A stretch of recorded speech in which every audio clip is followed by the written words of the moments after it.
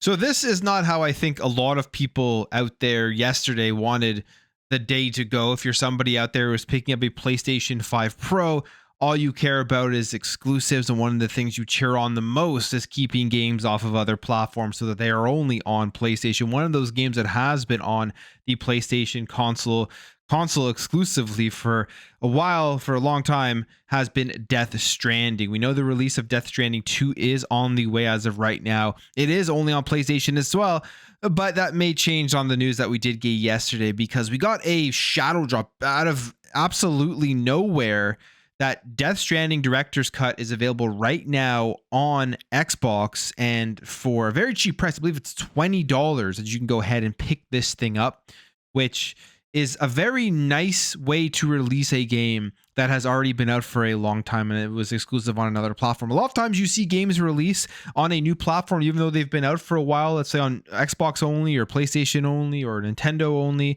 and they release on the new platform at full price. So very nice what they were able to do here with releasing Death Stranding at a very, very reasonable price for a game that a lot of people are going to pick up and be kind of confused as to what this game is all about. Now, I'm somebody who played Death Stranding when it first dropped on PlayStation 4. I was actually extremely excited and hyped for Death Stranding when we got the announcement for it. A brand new game from Hideo Kojima from his new studio after leaving Konami and everything. So I thought this thing was going to be just a marvelous experience. And if you've watched my channel, I just do not like this game whatsoever. It was not a fun experience for me. I wasn't able to finish it.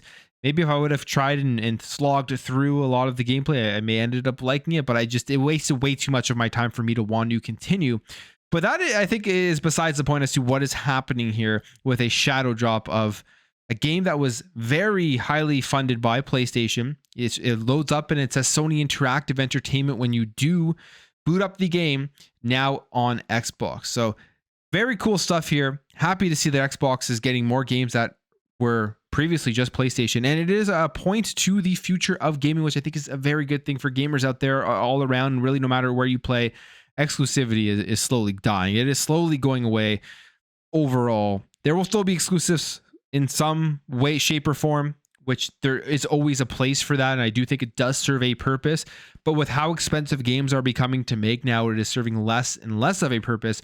And I think this is just another example of that, as, again, shadow dropped here on Xbox. So let's go through some of the reactions of what people were saying here about Death Stranding, the director's cut, dropping onto Xbox out of nowhere. And as I said, it was the day of the PlayStation 5 Pro release, and I feel like PlayStation fans were not expecting this. And you saw some of the pushback and the console warring and all of that stuff going on from the PlayStation fans when this did get announced, and obviously the gloating and celebrating from Xbox fans who are excited to play this game who haven't played it yet. But we go here on the famous X platform with just crazy takes all around the board about many things. But Death Stranding, this is the announcement. Hideo Kojima puts it out here on his Twitter, and Xbox puts out their official announcement saying, a surprise, there's precious cargo in need of transporting. Death Stranding Director's Cut is available now on the Xbox Series X and as NPC. Get it today for a special discount. And I don't think this price is lasting forever. So if you do want to go pick it up, I would go pick it up right now before it does go away. I mean, this is in Canadian dollars. It's $27 Canadian. So I believe it's $20 American for all those out there who are in the States looking to pick it up. You have Hoglaw here saying, I'm so glad so many more people will now get to experience one of the most emotionally affecting games I've ever played, Death Stranding. To me, Death Stranding, my issue with it is it made no sense for most of the game. Like, when people out there are saying they understand what's going on in this game, I just honestly don't believe them. Or at least for a large period of the game, probably don't believe them. But to me, it was just a waste of my time. It wasted my time. So I'm not excited to play it. I'm not going to play it, but I still think it's great that people get to experience a game that they previously were locked out of because of exclusivity deals, which is always annoying, especially when it's coming from a third party. You have this down here from Post Up saying how it started, how it's going now. Death Stranding right now on PlayStation is $60. And this is one of the things about the PlayStation Network. And we see this all across the board when it comes to the full digital era, is the ability to actually control those prices of things even when it's cheaper in other places, and they don't reduce the prices. So $60 here for Death Stranding. Sony Interactive Entertainment is the publisher of this game. And right now, again, on Xbox, now this is in pounds, so it's whatever currency you're in, but it is very cheap, $17. So you're seeing this if you are a PlayStation guy, a game that was published by PlayStation, they are currently charging you more for the game than on the Xbox platform. I wonder if that will change. You would assume that it would, but right now it does not seem like it is. This post here from Snap Blast Play saying Death Stranding Director's Cut is optimized for the Xbox Series X and S. Quick resume, 4K 60 FPS, Xbox Play Anywhere, personalized game theme, and 50% off in the sale. One of the main points here is quick resume. And that is something I think people don't talk about. It's actually interesting. I have some PlayStation friends who only play on PlayStation. They're not really involved in the whole fanboy console war things or anything. They're not really online like that. But they were talking to me yesterday about PlayStation and the fact that they want better quality of life features on the next console, and why the PS5 Pro to them just isn't worth it whatsoever because of the small upgrade you're getting for the price that you're paying. They're interested now in just getting better quality of life features into the next PlayStation. One thing they had no idea about, which is something I think like really speaks to why Xbox sometimes misses on their marketing, is quick resume. I have to explain them quick resume, just how great of a game-changing feature this is. Now, I can almost bet that the PS6 will have a quick resume feature. I'm sure they are going to copy what Xbox did with that because it is such a good feature. But that's just kind of a side note how still 4 years into this generation, there are people out there in their PlayStation bubble that just have no idea how good some of the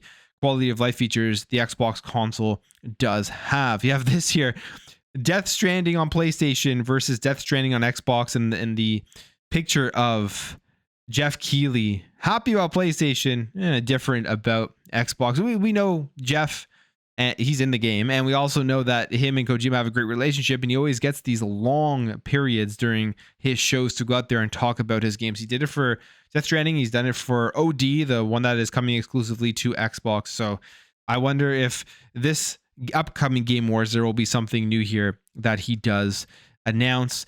Now, the other very interesting thing about this entire announcement is that now Death Stranding, the IP, does belong to Kojima Productions. So this has to beg the question here, what does this mean for Death Stranding 2? I'm sure it'll still be exclusive on PlayStation, but does it change the agreement whatsoever? Maybe it'll be faster on the Xbox platform. They say here, following the announcement that a Death Stranding Director's Cut will be coming to Xbox, Kojima Productions has also announced that the Death Stranding IP now belongs to the developer. The announcement, which came via Automaton Media, read, in addition to Kojima Productions announced that the IP for this work will belong to the studio, they said that they will continue to connect more fans around the world in various forms of entertainment. Death Stranding 2 on the Beach, scheduled to release for the PS5 in 2025. They say, however, recent news could suggest that the game could launch on day one on the Xbox platform and PC too, if PlayStation didn't get some form of marketing or exclusivity deal. I could see that absolutely happening. I could see that with this announcement here. They push it onto Xbox. They're putting it at a cheap price, and they are probably thinking we got to get as many people to play this game before Death Stranding 2 comes out, because we want to get more fans of this game on a platform that haven't experienced it yet, so that when we drop Death Stranding 2, they will want to go and pay full price for the sequel of the game. There's that. And then there's also the fact that Kojima is working exclusively with Xbox on OD. Everything he's talked about with the cloud technology and just the technology Xbox has in order to be able to make an experience that he's always wanted to make. So I could see some sort of relationship and deal being worked out here where it does come onto Xbox and PC on day one, especially if it's costing Kojima way more money to make this new OD game, and Microsoft is really supporting that. They may go back there and change whatever deal they had previously, do something like along those lines in order to get the game onto the Xbox platform. That would not surprise me one bit, especially with the news of that dropped yesterday with this game Shadow dropping, which is very, very just was made. It was out of nowhere, basically, when they did come up with this announcement. Now we have this here, which is funny. My friend from the Xbox International podcast, Crazy Louie Gaming. And this is a hilarious video, but what it does show, besides the comedy side of it, is we are in a completely different era. No matter how many fanboys on whatever side want to deny it, but you're seeing, this isn't the first time we saw this with MLB. This isn't the first time here that we see Sony Interactive Entertainment pop up here on the Xbox platform as you load up the game. So if you're an Xbox player, you're loading up Death Stranding, you are seeing Sony Interactive Entertainment. And the other thing, I don't know if you caught it in this video, I think it's after that, but the Decima engine for this game is an exclusive PlayStation engine that is now running a game on the Xbox platform. So we are in the multi-platform era, no matter how much people want to deny it and still focus on exclusive, at least with PlayStation and with Xbox and PC, of course. And I think this is good. I think this is a very good thing as we move further and as we get more consoles. You have stuff like the PlayStation 5 Pro that just launched. And the question will become less and less about what exclusive games do these consoles have, and I think more and more about what is the killer feature on the console. As I said, you have things like quick resume. You have features like play anywhere on Xbox, where you can play it on your console and your PC. And then you have features on PlayStation, which are like PSSR, which I think Xbox is definitely going to be competing with their next console. Those are the things that I think will sell these next generation consoles more than just the exclusive content. And I mean, as I've said multiple times on this channel, if you think it's exclusive games that push Xbox and PlayStation, that is the minority of people that actually buy those consoles, the ones that just want to play exclusive. You look at the numbers, it's the price of a console. It is playing what your friends are playing games like Madden and Call of Duty. Like, those are the things that sell consoles more. But next generation, there will be, I think, a completely different discussion, especially if more games are landing on each platform, more games are available on PC. You don't need to pick up a PlayStation or an Xbox to play these games. What is going to sell those consoles? It's going to be the killer features, and obviously I think things like price. And again, where your friends are playing and all that stuff. So just an interesting day that we continue to see expand out where games are going. And I like I've said many times, I think this is a positive push in the right direction. Something that we will see more of. I don't think this is the last Sony Interactive Entertainment game that's going to land on Xbox. I only think this is the beginning. And it will be an interesting end of this generation moving into next gen, how all of this does continue to evolve. But on the video there, if you did enjoy this video, hit that thumbs up. If you're new here, hit that subscribe, and I'll catch you guys in the next video.